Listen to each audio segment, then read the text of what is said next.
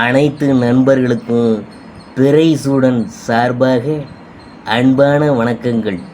இந்த வீடியோ பிடித்திருந்தால் லைக் பண்ணுங்கள், ஷேர் பண்ணுங்கள், கமெண்ட் பண்ணுங்கள், மறக்காமல் சப்ஸ்கிரைப் பண்ணுங்கள். வாங்க வீடியோ பார்ப்போம். புதன் காரகத்துவம், அதை பற்றி நாம் பார்க்க போகிறோம். புதன் ஏன் ஜோசிய கிரகம்? புதன் பேசுதலுக்கு அதிபதி. பேசுதல் எங்கிருந்து வரும், எங்கே நிகழும்? காற்றில் மட்டுமே நிகழும். அதனால்தான் மிதுனம் காற்று ராசி. நாம் பேசுவது அனைத்துமே ஒருவர் செவியை சென்றடைந்து ஒளி அலைகளை ஏற்படுத்த வேண்டும். அப்பொழுதுதான் நாம் பேசும் வார்த்தை கர்மாவாக செயல்பட்டு ஒருவரை சென்றடைகிறது. பேசும் வார்த்தை ஒவ்வொன்றும் பிரயோஜனமாக இருக்க வேண்டும், நல்ல விளைவை ஏற்படுத்த வேண்டும், மற்றவங்களுக்கு அதன் மூலம் நல்லது நடக்க வேண்டும். தேவையில்லாத பேச்சை விட மௌனமாக இருக்கிறதே சிறந்தது என்று பெரியவங்கள்லாம் கூறியிருக்கிறாங்க. புதனின் வீடு காற்று ராசியில் இருப்பதால், அதுவும் காலபுருஷனுக்கு 3ஆம் இடமான மிதுனத்தில் இருக்கிறதுனால அவரை ஜோதிட கிரகம் என்கிறோம். மற்ற காற்று ராசிகளான துலாம் மற்றும் கும்பத்தை ஏன் கூறவில்லை? புதனின் கேட்டை நட்சத்திரத்தில், அதாவது காலபுருஷனுக்கு 8ஆம் இடமான நமது உயிரின் ரகசியம் பொதிந்துள்ள விருச்சகத்தில் கேது பகவான் உச்சம் பெறுகிறார். கேதுவின் உச்ச நட்சத்திரம் கேட்டை. கேட்டை நட்சத்திரத்திலேயே நமது பாவ மூட்டைகள் பொதிந்துள்ளன. வெறும் மெமரி மற்றும் நினைவகம் மட்டும் இருந்தால் போதாது, அதை செயல்படுத்த ஒரு கம்ப்யூட்டர் அல்லது செல்போன் தேவை. அந்த கம்ப்யூட்டர் கேது பகவான். அதனாலேயே அவரை மூலம் என்கிறோம். மூலம் என்பது விதை. விதையில் உள்ளது புதனின் நினைவகம். கேது விதை என்றால் புதன் செடி மற்றும் வளர்ச்சியை குறிக்கும். மற்றும் செடியின் ஒவ்வொரு அசைவுகள் காலநிலைக்கு தகுந்தாற் போல இலை உதிர்தல், வளர்தல், பழங்கள் காய்கறிகள் தருதல், வம்சத்தை விருத்தி செய்தல், அதாவது விதைகளை உற்பத்தி செய்தல், இறுதியாக உயிரிழத்தல் போன்ற செயல்கள் அனைத்தும் புதன் காரகனே. வருடத்தில் 4 காலங்களிலும் நீரும் வெப்பமும் காற்றும் பனியும் தாவரத்திற்கு மாறி மாறி கிடைத்து கொண்டே இருக்கும். அதுபோலவே மனிதனின் நல்லது கெட்டது மாறி மாறி நடக்குது. புதன் வளர்ச்சியை குறிக்கும் கிரகம். விதை நன்றாக இருந்து விட்டால் போதும். அதாவது கேது பகவான் விதை. கேதுவின் அஸ்வினி நட்சத்திரத்தில் ஆத்மகாரகன் சூரியன் உச்சம். நமது வளர்ச்சி நன்றாக இருக்கும். சரி, விதை நன்றாக உள்ளது, வளர்ச்சி இல்லை. தாவரத்திற்கு நீர் சந்திரன் கிடைக்கவில்லை, நல்ல சூரிய ஒளி கிடைக்கவில்லை, நல்ல காற்று குரு கிடைக்கவில்லை, நல்ல விதையை கேது உற்பத்தி செய்ய முடியவில்லை, நல்ல வீரியம் ராகு இல்லை, நல்ல கொடுப்பினை சனி கர்மா இல்லை. இவை அனைத்தும் புதனுக்கு இல்லை என்றால், அதாவது ஜாதகருடைய வளர்ச்சி எவ்வாறு இருக்கும்? எனவே புதனுக்கு பின் அனைத்து கிரகங்களும் இருக்க வேண்டும். சூரிய ஒளி பின்னாளில் இருந்து புதனின் மேல் விழ வேண்டும். நீர் புதனை நோக்கி வர வேண்டும். புதனாகிய செடி. செடி என்பது இங்கு ஜாதகர். நீரை நோக்கி செல்ல இயலாது. நல்ல காற்று குரு புதனை நோக்கி வர வேண்டும். நல்ல நிலம் செவ்வாய் இருக்க வேண்டும். மற்றும் நல்ல வீரியம், நல்ல விதை அமைப்பு, நல்ல கர்மா அனைத்தும் புதனை நோக்கி வர வேண்டும். அனைத்து புதன் எனக்கு வந்தால் புதனின் வளர்ச்சி மிக நன்றாக இருக்கும். புதனுக்கும் முன் அத்தனை கிரகங்களும் சென்றுவிட்டால் புதனின் வளர்ச்சி பாதிக்கப்படும். ஏனென்றால் புதன் ஆகிய செடி சூரிய வெளிச்சத்தை நோக்கி தேடியோ, நல்ல நிலத்தை தேடியோ, நல்ல காற்றை தேடியோ, நல்ல வீரியத்தை தேடியோ, நல்ல கர்மாவை தேடியோ செல்ல இயலாது. அனைவரும் முன்னால் சென்று கொண்டிருக்கிறார்கள் என்றால் அவர்கள் தேடி நம் பின்னால் செல்லத்தான் வேண்டும். நல்ல நீருக்காக வேரை பலமாக ஊன்ற வேண்டும். எனவேதான் புதனின் வளர்ச்சிக்காக கடுமையாக வேரூன்றி வளர வேண்டும். அதனால்தான் இவரை வீரிய காரகன், வீட்டு அதிபதி புதன் என்கிறோம். புதனை நோக்கி வரும் கிரகங்கள் வைத்து அல்லது அதனை கடந்து சென்ற கிரகங்களை வைத்து சாதகருக்கு பொது பலனை எளிதாக கூறிவிடலாம். புதனின் சாதகரின் வளர்ச்சியையும் கூறிவிடலாம். புதன் வெயில் காலங்களில் இலைகளை உதிர்த்துவிடும். இதை தசா புத்தியில் பலனில் கூறும்பொழுது சாதகருக்கு சிரமமான நேரம் என்றே கூறிவிடலாம். மழை காலங்களில் நன்றாக பூத்து குலுங்கி பூக்கள் காய்கனிகள் கொடுக்கும் காலங்களை வசந்த காலம் அல்லது நல்ல நேரம் என்று தசா புத்தியில் கூறிவிடலாம். புதனாகிய பசு செடி நீரை இலைகளில் சேமித்து வைத்திருக்கும். நீர் சந்திரகிரகம் பாவங்களை கழுவுதல் காரகத்துவம் இலைகளில் சேமித்து வைத்து இருப்பதால் இலையுதிர் காலங்களிலும் தன் பாவங்களை அதாவது கர்மாவை கழித்து கொண்டே வரும். அதாவது இலைகளை உதிர்த்து விட்டால் இலைகளை உதிர்ப்பது என்பது சேமித்து வைத்திருக்கும் மெமரி, அதாவது கர்மா குறைந்து கொண்டே வரும். நாம் செய்யும் செயல்களில் நல்வினை தீவினை அதாவது பாவங்களும் புண்ணியங்களும் காற்றிலே கலந்து உள்ளன. புண்ணியங்களினால் நமது வாழ்வில் சந்தோஷத்தை அனுபவிக்கிறோம். பாவங்களினால் நம் கர்மாவை கழிக்கிறோம். பாவங்களை குறைக்க என்ன வழி? அவை காற்றிலே கலந்து உள்ளன. எனவே காற்றில் கரைந்துள்ள கர்மாவை மந்திர உச்சாடனங்கள் மூலமாக சரி செய்ய முடியும் என்ற தத்துவத்தை ராகு பகவான் திருவாதிரை நட்சத்திரம் மிதுன ராசியில் அதாவது காற்று ராசியில் நமக்கு உணர்த்துகிறது. ஒரு சில கர்மாவை நாம் எண்ணம் அலைகளின் மூலம் நல்லவையாக மாற்றலாம். முன்ஜென்ம கர்ம வினைகள் மற்றும் நமக்கு தெரியாத கர்ம வினைகள் சிவபெருமானின் திருவாதிரை நட்சத்திரத்தில் செய்ய நலம். எனவேதான் பஞ்சாங்கங்களில் திருவாதிரை நட்சத்திரத்தை மந்திர உச்சாடனங்கள் செய்ய ஏற்ற நட்சத்திரம் என்று கூறுகிறோம். எனவே காற்றில் கரைந்துள்ள கர்மாவை பரிகாரங்கள் மூலம் நிவர்த்தி செய்ய முடியும். காலபுருஷனுக்கு 8ஆம் இடமான விருச்சகத்தில் நமது உடல் நீசமாகிறது. இந்த உடலில் உள்ள ஆத்மா அனுபவிக்க வேண்டிய நல்லவை கட்டவை அனைத்தும் கேட்டை நட்சத்திரத்தில் இருக்குது. புதனின் கேட்டை நட்சத்திரம் கேதுவின் உச்ச நட்சத்திரமாகும். 8ஆம் இடத்தில் இருந்து அவர் காற்று ராசியான மிதுனத்தில் மட்டுமே கர்மாவை காற்றின் மூலமாகவே செயல்பட செய்ய கடமைப்பட்டவர் ஆவார். அதனால்தான் நமது பேசும் பேச்சில் நல்ல எண்ணமும் நல்ல அதிர்வலையிலும் இருக்க வேண்டும். அவையே காற்றில் கரைந்து நமக்கு நல்லவையாக திரும்ப வரும். பஞ்சமகா புருஷ யோகங்களில் புதனால் வழங்கப்படும் யோகம் பத்ர யோகம். பஞ்சமகா புருஷ யோகங்களை தரும் கிரகங்களில் சுக்கிரன் மட்டுமே அனைத்து லக்கணங்களுக்கும் யோகம் தருவார். ஆனால் புதன் 4 லக்கணங்களுக்கு மட்டுமே பத்திர யோகத்தை அளிப்பார். பத்திர யோகம் ஒன்றே ஒரு மனிதனின் அறிவு விலாசத்தை காட்டும். நவகிரகங்களில் புதன் மதிநுட்பத்துக்கு காரகத்துவம் பெற்ற கிரகம். அறிவுக்கு அரசன், வித்தைகளுக்கு தலைவன், எழுத்தை ஆள்பவன் என புதன் பலவராக புகழப்படுகிறாங்க. சோசியக்காரங்க அனைவரும் புதனின் அருளை பெற்றவர்களாக இருப்பாங்க.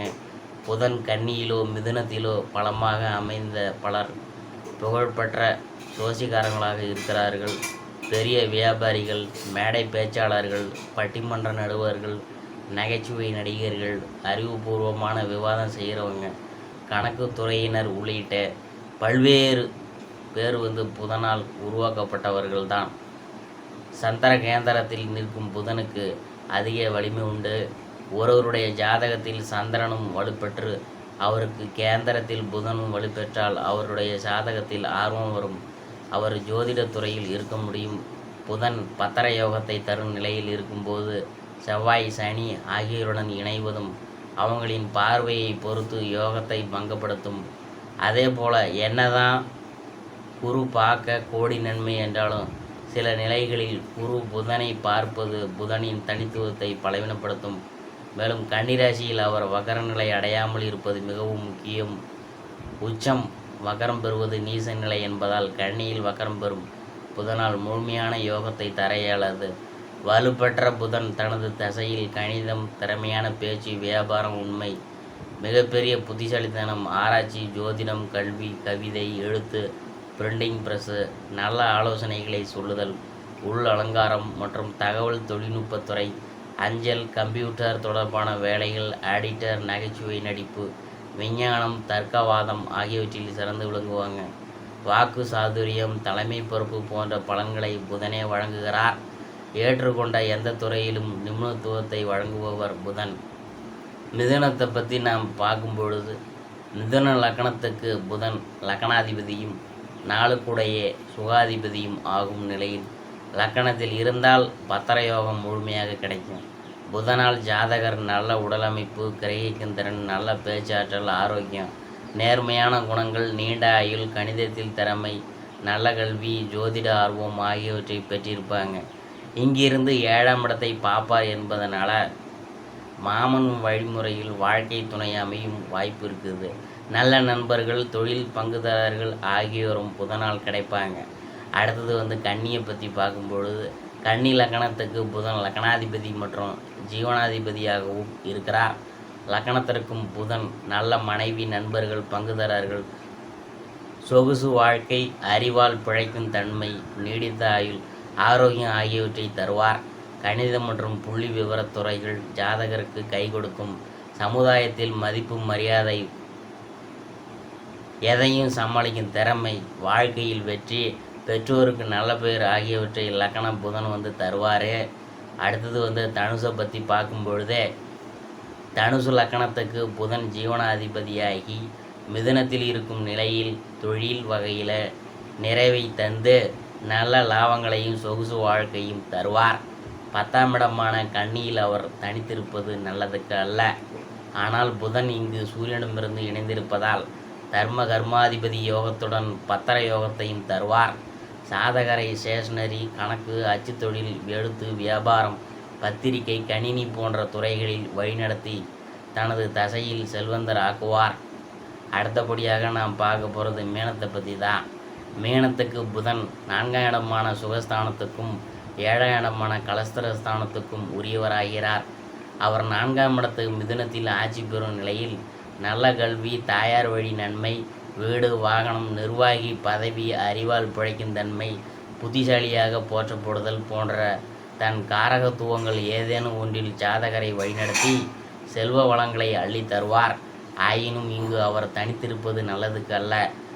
4ஆம் இடத்திலிருந்து புதன் 10ஆம் இட தனுசை பார்க்கும் நிலையில் ஜீவனஸ்தானம் குருவின் வீடு என்பதனால சொல்லிக் கொடுக்கும் துறையில் கல்வி, ஆன்மீக குரு போன்று புதனின் காரகத்துவங்களில் ஜாதகரின் ஜீவனம் அமையும்.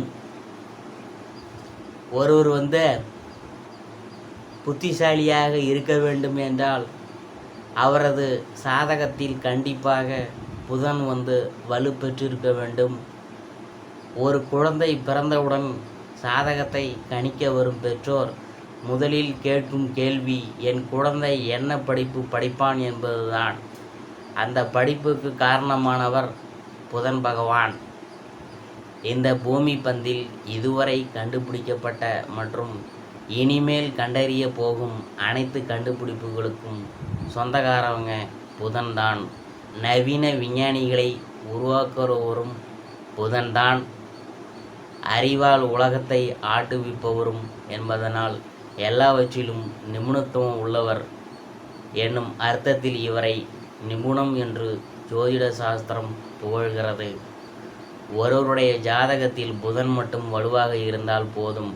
எப்பாற்பட்ட சூழ்நிலையிலும் அந்த ஜாதகர் தன்னுடைய அறிவின் மூலமாக தன்னுடைய வாழ்க்கையை அமைத்து கொண்டு அடுத்தவர் துணை இல்லாமல் முன்னேறி போவாங்க.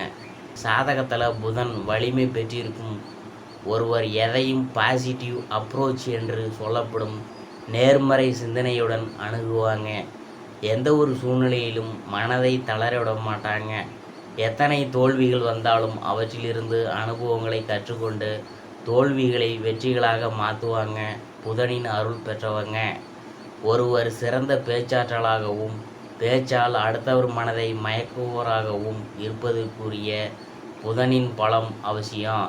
பெரிய வியாபாரிகள், மேடை பேச்சாளர்கள், பட்டிமன்ற நடுவர்கள், நகைச்சுவை நடிகர்கள், அறிவுபூர்வமாக விவாதம் செய்பவர்கள், கணிதத்துறையில் நிபுணர்கள் உள்ளிட்ட பலருக்கும் புதனின் அனுகிரகம் இருப்பதே காரணம். புகழ்பெற்று வரும் ஐடி துறை எனப்படும் மென்பொருள் சம்பந்தப்பட்ட துறைகளை குறிப்பவரும் புதன்தான். பெரும்பாலான மென்பொருள் மற்றும் கணிதத்துறையினர் புதன், மிதுனம், கன்னியில் வலுப்பெற்ற நிலையில் பிறந்தவர்கள்தான். எழுத்தை ஆள்பவன் புதன்தான் என்பதனால ஒருவர் எழுத்தில் ஆளுமை செய்வதற்கும் புதனின் தயவு மிகவும் அவசியம். புதன் வலுப்பெற்றவர்கள்தான் தங்கள் மனதில் நினைக்கும் விஷயத்தை அப்படியே எழுத்தில் கொண்டு வருவதில் வல்லவர்களாக இருப்பாங்க. உலகில் மிக சிறந்த கவிஞர்கள் அனைவரும் புதனின் ஆதிக்கத்தில் பிறந்தவங்க. அதனால் சுக்கிரனுடன் புதன் இணைந்திருக்கும் நிலையில் பிறந்தவங்க காதல் கவிதைகளை எழுதுவதில் வல்லமை பெற்றவங்களாக இருப்பாங்க. ஒருவர் பத்திரிகை துறையில் எடுத்துக்காட்டாக விளங்குபவரும் புதன்தான். வலுப்பெற்ற புதன் ஒரு பத்திரிகை துறையை திறம்பட நடத்தும் ஆற்றலை தருவார். ஒருவர் ஜேர்னலிசம் படிப்பதற்கும் எடிட்டராகவும் நிருபராகவும் பத்திரிகையில் வேலை செய்வதற்கும் புதன்தான் முதல் காரணம். சடசடக்கும் புத்தகம் புதிய காகிதத்தின் மனதை நுகர்ந்தபடி வேலை செய்பவர் நிச்சயம் புதனின் ஆதிக்கத்தில் உள்ளவர்களாக தான் இருப்பார். அரசியலை அலசுவாங்க, அரசியல் சூழ்நிலைகளை விமர்சிப்பாங்க. தேவையான தீர்க்கமான அறிவும் தொலைநோக்கு பார்வையும் புதனால் தான் தரப்படுது. அரசியலில் நாளை என்ன நடக்கும் என்று சொல்வதற்கு தன்னை சுற்றி நடப்பவற்றை முதலில் உள்வாங்கி விருப்பு வெறுப்பின்றி கணிக்கும் திறன் தேவைப்படும். இந்த திறமையை தருபவர் புதன்தான். நாளை என்ன நடக்கும் என்று கணிக்கும் திறனுக்கு புதன்தான் அதிபதி என்பதனால ஜோதிடர்களும் புதனின் ஆதிக்கத்துள் வருகிறார்கள். புதனின் மிதுனம் கன்னி லக்கணங்களில் பிறந்தவங்க கணிப்பு திறனுக்கு பெயர் பெற்றவங்களாகவும் அடுத்தவர் எந்த தருணத்தில் எப்படி செயல்படுவார்கள் என்பதை முன்கூட்டியே உணர்ந்து கொள்ளும் அறிவாளிகளாகவும் இருப்பாங்க. ஒருவர் புகழ்பெற்ற சிறப்பு இயல்புக்கும் முழு முதல் காரணம் புதன்தான். பிரதிபிம்பங்களை உயிருள்ளவைகள் போல காட்டும் ஓவியம், சிற்பம் போன்ற நுணுக்கமான கலைகள் புதனுக்கு சொந்தம். அதேபோல கணிதத்தில் 100க்கு 100 எடுப்பவங்களும் புதன் வலுப்பெற்ற மாணவர்கள்தான். புதன் ஓர் இரட்டை நிலை கிரகம்தான். ஒரு ஜாதகத்தில் புதன் நீச நிலை பெற்று பங்கமாகி நீசபங்க நிலையில் மீனத்தில் இருந்தால் ஒரு சில குறிப்பிட்ட நிலைகளில் அந்த நபருக்கு கல்வியில் தடை ஏற்பட்டு பள்ளி இறுதி வகுப்பு வரை மட்டுமே படிக்கும் வாய்ப்பு கிடைக்கும். அதே நேரத்தில் பள்ளியில் தொடர்ந்து படிக்காத அவர் அனுபவ அறிவில் கல்லூரியில் படித்ததை விட மேலான நிலையில் இருப்பார். சகல விஷயத்திலும் பண்டிதம் பெற்றிருப்பார். மேலும் கல்லூரியில் படிக்காத அவர் சரளமான ஆங்கில அறிவும் பிறமொழி அறிவும் பெற்றிருப்பார். இவையெல்லாம் புதனின் இரட்டை நிலைகளே. மிக சிறந்த வியாபாரிகள் புதனால் தான் உருவாகிறாங்க. புதன் நாவன்மையை குறிப்பவர் என்பதனால ஒருவர் தனது வாடிக்கையாளருடன் திறமையாக பேசிய தன் தொழிலை வளர்த்து கொள்வதற்கும் புதனே காரணம். மிகப்பெரிய கல்வி நிலையங்களை நடத்துபவர்களின் ஜாதகங்களில் வலுப்பெற்ற புதன் 10ஆம் இடத்தோடு தொடர்பு கொண்டிருப்பார். கல்வி நிலையங்களை நடத்துபவர்கள் அவற்றில் பணிபுரிபவர்களின் ஜாதகங்களில் கல்வி கற்றுக் கொடுக்கும் காரகத்துவத்துடைய இன்னொரு கிரகமான குருவின் இணைவோ பார்வையோ சம்பந்தமோ இருக்கா. உறவுகளில் தாய்மாமனை குறிக்கும் கிரகம் புதன். ஒருவருக்கு சுபத்துவம் அடைந்த புதன் 7ஆம் இடத்தோடு சம்பந்தப்படும் நிலையில் அவர் மாமன் மகளையோ அத்தை மகளையோ வாழ்க்கை துணையாக பெற்றிருப்பார். சாதகத்தில் சுபத்துவத்துடன் அவர் பெற்றுள்ள வலிமையை பொறுத்து சாதகர் மிக உயரிய வெளிநாட்டு தூதர் பதவி முதற்கொண்டு சைக்கிளில் கடிதத்தை கொண்டு செல்லும் தபால்காரர் மற்றும் குரியர் பாய் வரை ஈடுபடுத்துவார். ஒருவருக்கு சுப வலு பெற்று புதன் தசை நடக்கும் நிலையில் தன்னுடைய சொந்த அறிவால் முன்னேறும் நிலையை தருவார். திருவெண்காடு திருத்தலம். நவகிரக திருத்தலங்களில் புதன் பகவானுக்கு உரிய திருத்தலம் மயிலாடுதுறையில் இருந்து சிதம்பரம் செல்லும் வழியில் உள்ளது சீர்காழி. இங்கிருந்து பிரிந்து செல்லும் சாலையில் சென்றால் திருவெண்காடு திருத்தலத்தை அடையலாம். புதன் என்னும் சொல் புத்தி என்பதில் இருந்து வந்ததாக சொல்வார். சந்திரனின் மைந்தன் புதன். இருவரும் திருவெண்காடு தலத்தில் நான் தவமிருந்து சிவனாரின் அருளை பெற்று தங்களின் பாவங்களையும் தோஷங்களையும் போக்கி கொண்டதாக விவரிக்கிறது ஸ்தல புராணம். சந்திரன் நம் மனதை ஆள்பவன். மனதின் எண்ண ஓட்டத்துக்கு காரணகர்த்தா சந்திர பகவான். புத்தி கூர்மையை தருபவன் புதன் பகவான். நவ கிரகங்களில் சந்திர பகவானுக்கு உரிய ஸ்தலம் திங்களூர். புதன் பகவானுக்கு உரிய ஸ்தலம் திருவெண்காடு. புதன் பகவானை வழிபடுவதற்கு உகந்த கிழமை புதன்கிழமை. புதன் பகவானுக்கு உரிய ராசி மிதுனம், கன்னி. இதுபோல புதன் பகவானுக்கு திசை வடகிழக்கு என்றும் புதன் பகவானின் அதிதேவதை மகாவிஷ்ணு என்றும் பிரத்யேதி தேவதை ஸ்ரீ நாராயண என்றும் விவரிக்கிறது ஜோதிட சாஸ்திரம். புதன் பகவானுக்குரிய நிறம் பச்சை. அதனால்தான் திருவெண்காடு தலத்தில் புதன் பகவானுக்கு பச்சை வஸ்திரம் சாத்தப்படுது. புதன் பகவானின் வாகனம் குதிரை. பச்சை பயிறு புதன் பகவானுக்கு விருப்பமான நெய்வேத்தியம் என்றும் வெண்காந்தல் மலர் கொண்டு அர்ச்சிப்பது சிறப்பு என்றும் அவருக்கான ஆபரணம் மரகதம் என்றும் விவரிக்கிறது திருவெண்காடு ஸ்தல புராணம்.